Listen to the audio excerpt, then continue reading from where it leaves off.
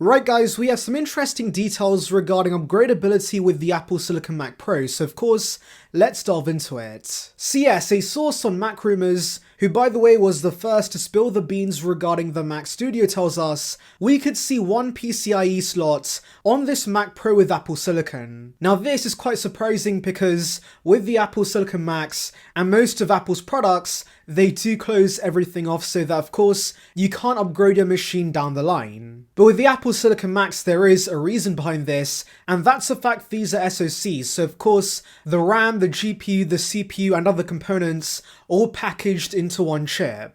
That's really why Apple Silicon's been so great and efficient, and so we've been wondering what's going to happen with the Mac Pro because that's always been upgradable for the actual Pros, and so would Apple retain this for the Apple Silicon version? Well, apparently yes, we could see one slot on this, and that is a significant reduction from the 8 slots we have with the current Mac Pro, but that makes sense. I don't see Apple giving us that much freedom with this machine. Now there is no RAM slot, and I doubt the PCIe slot's going to be for extra RAM, so of course this could be for an external GPU instead. And yeah, the external GPU makes sense because Apple's integrated GPUs are pretty good, but they're certainly not powerful enough for a Pro Mac, and so offering an external GPU instead that's optimized for Apple Silicon would be great. And yeah, the source does try to put a 6900 XD card in this slot, and so yeah, clearly that does suggest we could get external GPUs. And yeah, I'm pretty hyped to see what Apple can do with, of course, an external GPU for their most powerful Mac. I think it's going to be pretty great. Now as for the chip itself, this should be the M2 Extreme, which of course we know is going to be for M2 Maxes, and that's what the source tells us. So yeah, we should see 40 CPU cores, and 32 of them are going to be for performance, and 8 are going to be for efficiency. We should also get 128 GPU cores, so yeah, the performance is going to be insane with this, and I'm excited for the benchmarks. Anyways, let's delve into your comments regarding future Macs. So Joe says, when do I think the MacBook Air is going to get promotion? And to be honest, I don't see this happening anytime soon because number one, Pro is in the name of promotion, so giving that to a non-Pro product could be odd. But also take for example the iPad lineup.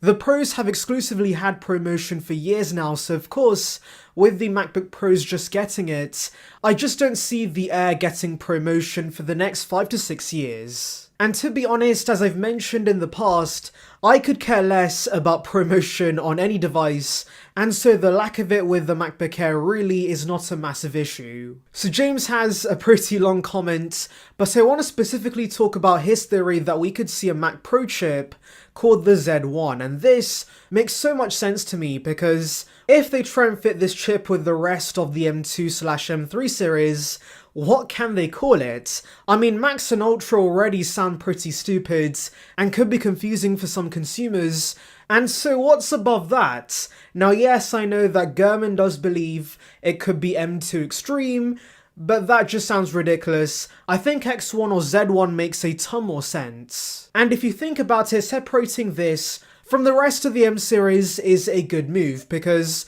this is going to be solely a professional chip, whereas the other chips are consumer/prosumer chips. So Alien AI 2.0 says, not excited for the upcoming price hikes for these MacBook Pros. Now if you're referring to the US, I don't think there's going to be price hikes there because we were predicting the 14 series would get price hikes, but that was not the case. And so yes, I doubt such minor refreshes to the MacBook Pros are going to warrant a price hike. However, if you're referring to the rest of the world, then yes, we could see price hikes. We saw major price hikes with the 14 series, and so I'm pretty anxious about the pricing for these Macs, and if it's really outrageous, I think you're better off getting the 2021 models. Now Isaac, I believe, apologies if I'm butchering your name, but they say the Mac Pro should release at the October event, since Apple ideally is going to stick to the 2-year transition that of course they did announce in 2020, and they also believe that yes, this chip should be called the X1 or the Z1. And I'm glad you agree with that, and regarding the release, yes, that is a fair point. Apple does want to stick to the 2-year cycle, but of course, do remember that with the chip shortage, I don't think Apple's going to stick to that plan strictly as such, since let's say the iPhone needs the chip resources first, Apple's easily going to do that and delay the Mac Pro release, because it's a low volume product. And yeah, I guess they could announce it and then release it months later like they've done in the past, but ultimately I do still think the Mac Pro's not going to release just yet, and we might have to wait till WWDC. Anyways, they also ask whether the Mac Pro could get 4 M2 Ultra chips instead of 4 M2 Max chips. Now that could give us ludicrous performance, and yeah, there is a possibility Apple could do this, but once again it depends on the chip shortage. I'm sure producing such a high-end chip is not going to be easy, so of course Apple might have to limit themselves and give us a chip based on 2 M2 Ultras instead of 4 chips. But once we do see chip production go back to normal, then yes, maybe I could see Apple do this. So Tom and Tech hopes M2 Pro, Max and Ultra are 3nm since M2 was a lackluster refresh and they want bigger upgrades. And yes, I'm also hoping for the same because for the most part, the M2 Pro/Max Max, that's a mouthful, but anyways, these Macs are gonna be pretty boring because the Mac Mini and the MacBook Pro are not getting new designs, and so the chip upgrades have to be the main USB. So of course, to make up for the lack of upgrades, I'm hoping Apple does give us chips based on the 3nm process. So Opus Digital Audio says, I want an M2 Tornado chip, and yeah, I know they're joking, but I do honestly think there is a small chance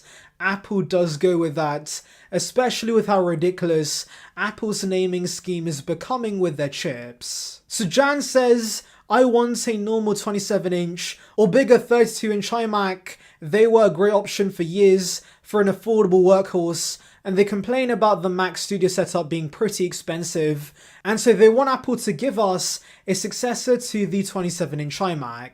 And I do think we're getting that with the iMac Pro, because while the name might be iMac Pro, this is not going to be a replacement to the original iMac Pro, but instead is going to replace the 27-inch iMac, and so the price of this should be somewhere around the 14-inch base MacBook Pro, and I purely think Apple's using the Pro branding to, of course, differentiate this from the base iMac that, of course, is for regular consumers. So yes, hopefully Gurman is right, and we do see a bigger version of the iMac launch relatively soon. Anyways, that's about it, guys, but of course, tell me your thoughts regarding this report in the comments. Anyways, thank you for watching, guys. Make sure to like and subscribe for the latest Apple news and rumours. Check out the video link above on details regarding the M2 iPad Pros, and on that note, see ya peeps.